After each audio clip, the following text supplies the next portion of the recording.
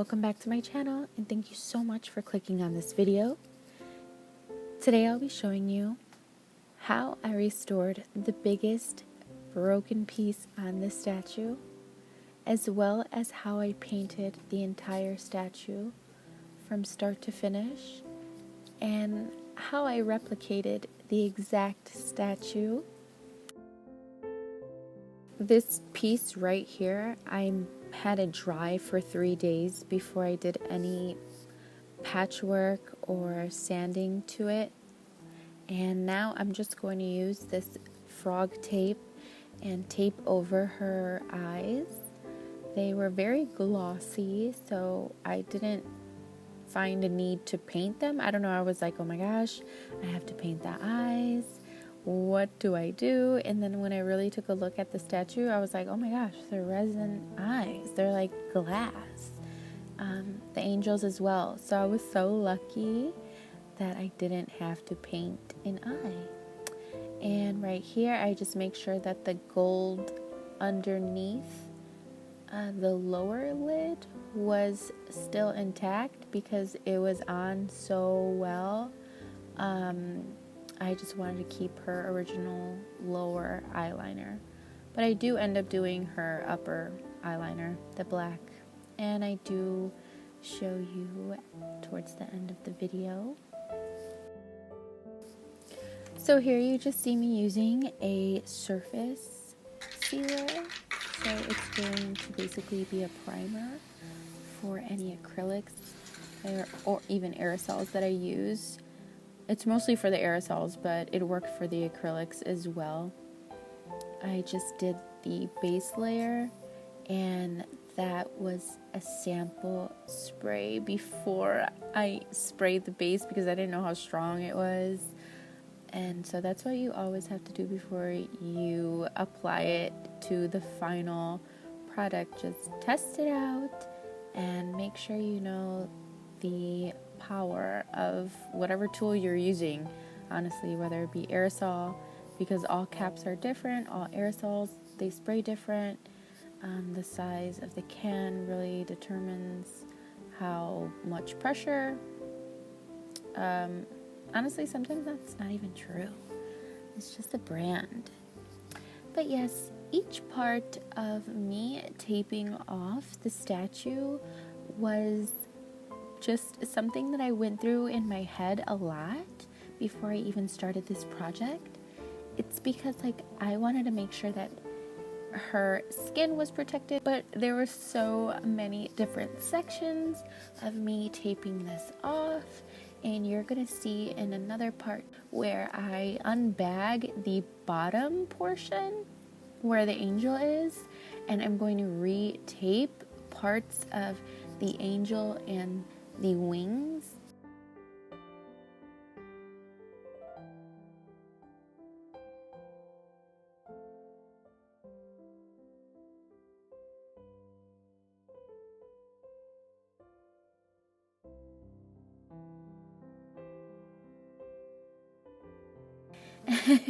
I just give a little prayer because I swear I've been working on the statue for so many days already, like almost a month straight, and I finally set up to paint. So carrying the statue is so heavy. You'll see here that I kind of grab it by the base, and I don't know, the weight portion, especially because I just painted it too, so I was like trying to be careful not to put a fingerprint and grab it by not good area, and it wobbles over. Yep, but I caught it, and that's okay, and that's the first and the last time that happens to me. This is the first layer going on. It's like a blue, sky blue undercoat for the veil, and then I do this grass green, pine green color. I don't know the specific names of all the colors. It's just whatever I was trying to match up very well to the statue that I had. And I only went to one store, which was Hobby Lobby, and only one Hobby Lobby. So I got everything at this one Hobby Lobby. So when you see me do the clouds, that's coming up next. I have a professional, like a really professional spray paint, and that was not at Hobby Lobby. They kind of do have professional spray paints like Krylon and Iron Lac, but I don't like them as well as Montana. Like the saturation of a Montana spray paint is just amazing. So yeah, so with this veil, I'm just doing textures with this really natural boar brush, and then I switch between a synthetic, really soft brush, and I just want the same effect. You'll see me switch between right and left hands. I am ambidextrous, and I was confident enough to do with both right and left hand work on the statue. And yeah, so yeah, I'm just doing texture on the veil, and yeah.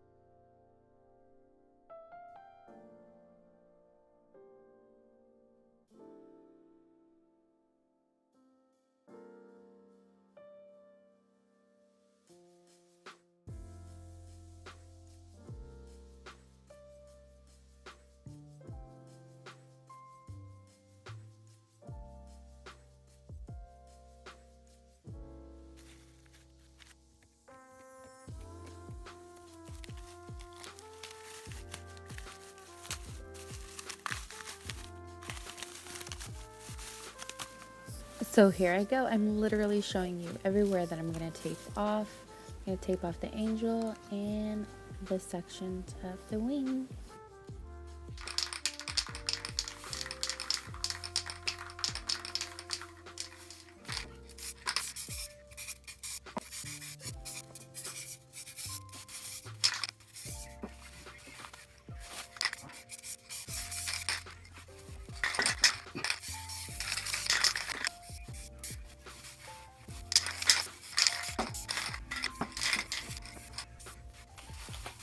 Here you see me switching caps because I was already using an empty one and now I'm starting on a new one, and I'll still have a full one to mess with while I do these curvings in this construction paper. And I picked blue because I'm like, I gotta do clouds, so I gotta visually see it.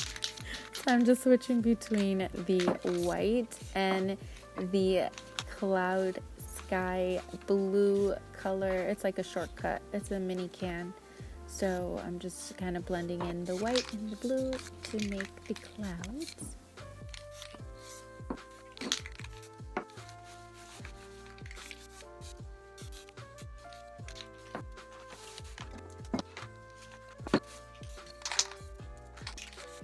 So now I get to start at the very base of this statue, and I think it is so cool that I get to do like a wood effect. So yes, you see some like white waving on the bottom, but that's just because that's how, I don't know, I just wanted to do like an even line. So whatever I taped off, that's what's going to get painted. And when I reveal it, everything is just like a clean, sharp line. The statue wasn't made perfectly, so if you've seen like the base, how it bent down, you know, on that top angle, it's not perfectly made, so I had to like kind of give an illusion of a straight line to it. So now with those terracotta colors and the brown colors, I'm just doing dry brushing to have a wood effect, or a wood grain effect, I should say. And once I get the dry brushing on there, I go in with the really wet boar bristle brush, and it kind of just like washes the heaviness of the dry brushing away. And so you just go back and forth, blending it back and forth.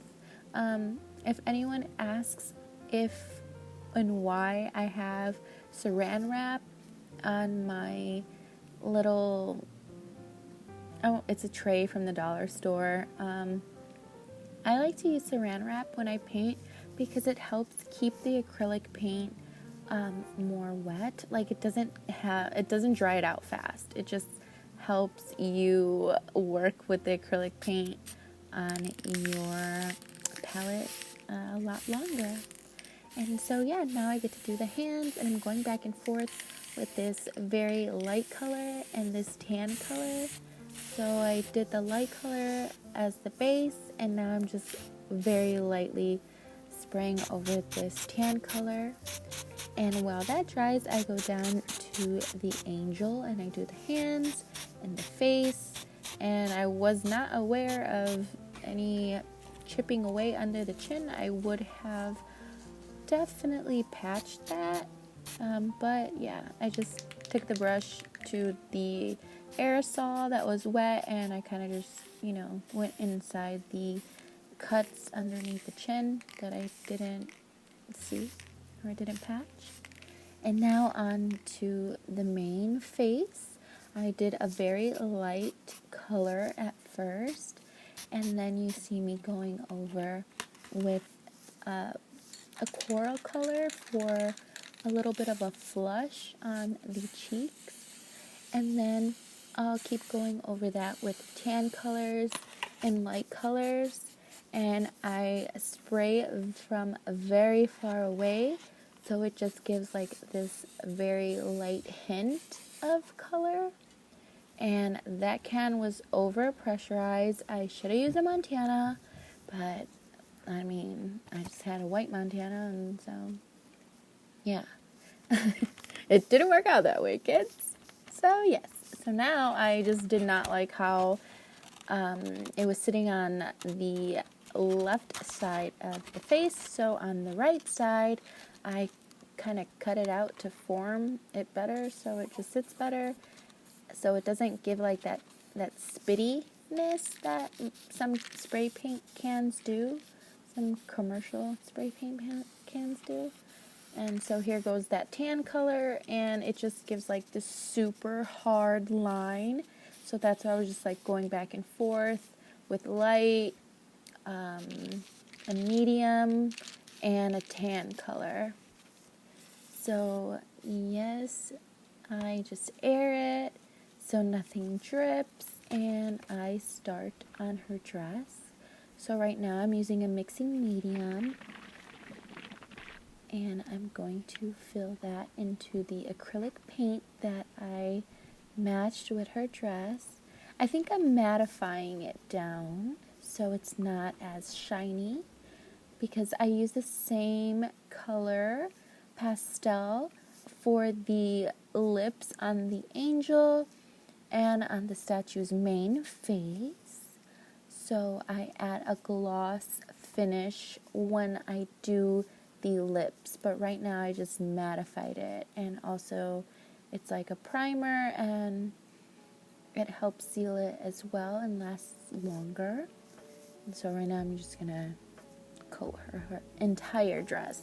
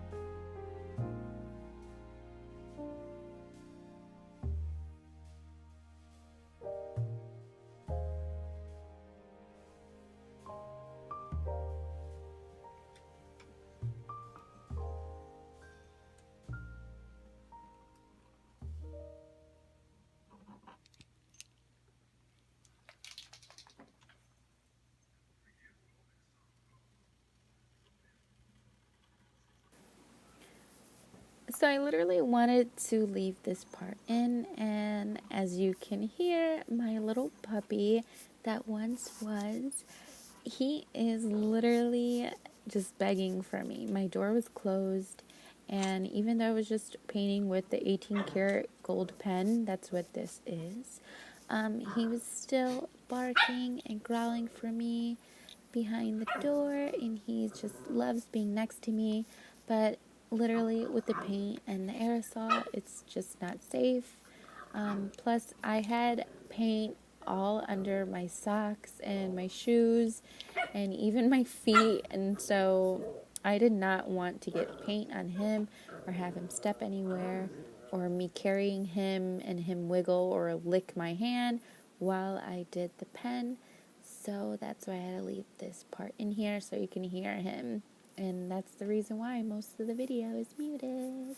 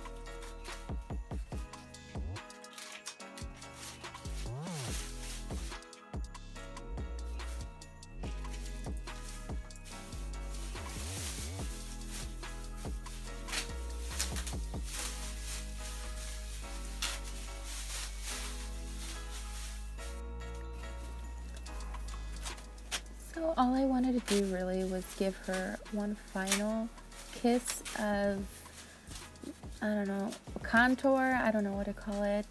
It was only because she was giving off this really white cast, and I just needed to tan her up a little bit more, just give her a little bit of skin color to bring her back to life. So I also did some coral on the cheeks as well.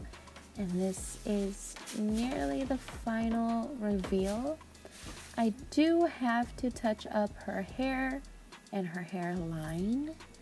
I have to apologize because after 10 hours of work and so many video clips, I cannot find the video clip of me doing her hair.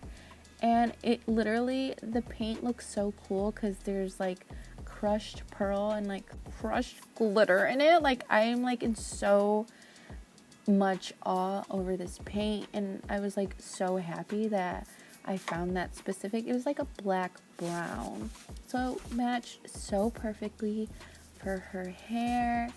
And so that's why you see me touching up the curves of the waves of the hair and just making sure that the spray paint that I just got was like blended together.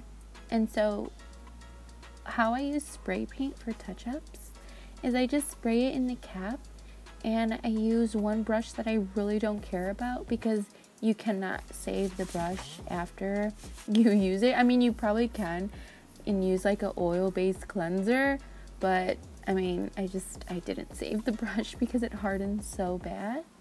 But yeah, I'm just touching up her hair now. And that's pretty much it. And I do pull her in closer. So let's see what we end up doing to the rest of her face.